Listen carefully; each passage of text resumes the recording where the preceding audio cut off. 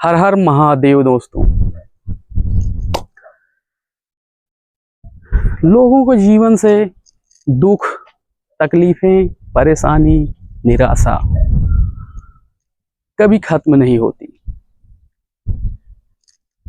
इंसान पहले झोपड़े में थे तो उनके पास एक आस थी कि महलों में जाएंगे तो हमारे दुख तकलीफें खत्म हो जाएंगी, लेकिन परेशानी, दुख, तकलीफें ज्यों की त्यों बनी हुई है। जीसस का एक वचन है, जिसके पास है उसको और दिया जाएगा, जिसके पास नहीं है उससे वह भी छीन लिया जाएगा। हम सब यह बात तो जानते ही हैं, धन धन को खींचता है, यह बात बिल्कुल सत्य है। उतनी ही यह भी बात सत्य है, परेशानी परेशानी को खींचती है, दुख दुख को खींचता है, तकलीफ तकलीफ को खींचती है। तो हम क्यों ना थोड़ा सा आनंदित हों,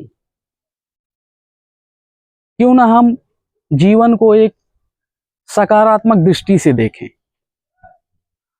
प्रायः हम यह देखते हैं कि हम किसी को कहीं रास्ते में चलते, कहीं कहीं पे कोई हमारा अधीनस्थ हो, उसको हम गाली तो दे लेते हैं, एंग्री यंग मैन उसके सामने बन के दिखा देते हैं, उसे गुस्सा कर लेते हैं, लेकिन हम कभी उससे अपनी प्रेम की अभिव्यक्ति नहीं कर पाते, उसको हम अपना प्रेम नहीं दिखा पाते, प्रेम से उससे बात नहीं कर पाते हैं।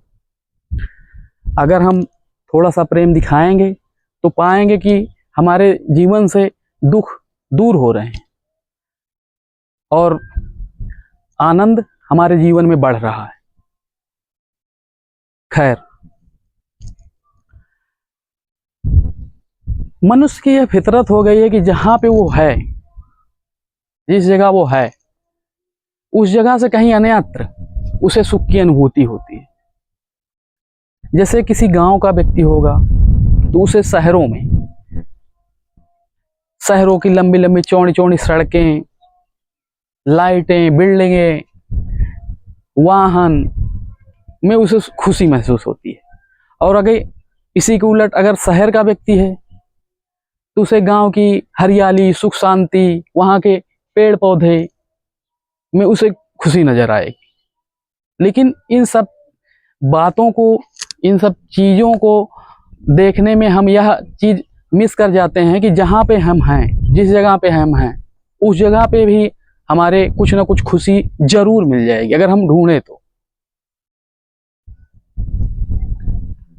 जिस प्रकार एक और बात, जिसे खुशी होना आ गया, उसके पास धन नहीं है तो भी वह खुशी हो लेगा, और धन है तो वह जरूर ही खुशी हो लेगा।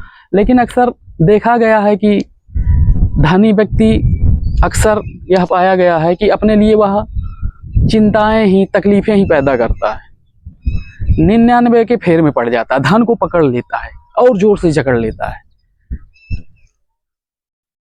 धन को जोर से जकड़ना नहीं है, धन से अपने सुख सुविधाओं, अपने आनंद के लिए उसे व्यय करना है।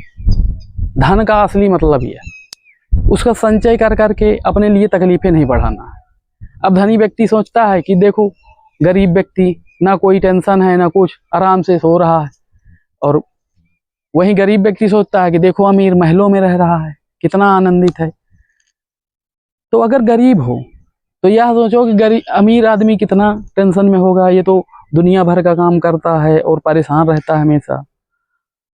अब अगर अमीर हो तो यह सोचो कि हम कितना खरीद सकते हैं, कितनी सुख सुविधाएं अपने लिए उपलब्ध करा सकते हैं।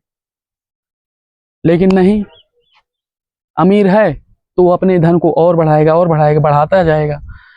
और लोग सोचते हैं कि देखो कितना साधु व्यक्ति है, जीवन में एक ही कपड़ा पहने रहता है, धन कभी अपना नहीं दिखाता है, धन का घमंड नहीं करता है। अरे भाई, वो साधु नहीं, वो कंजूस है।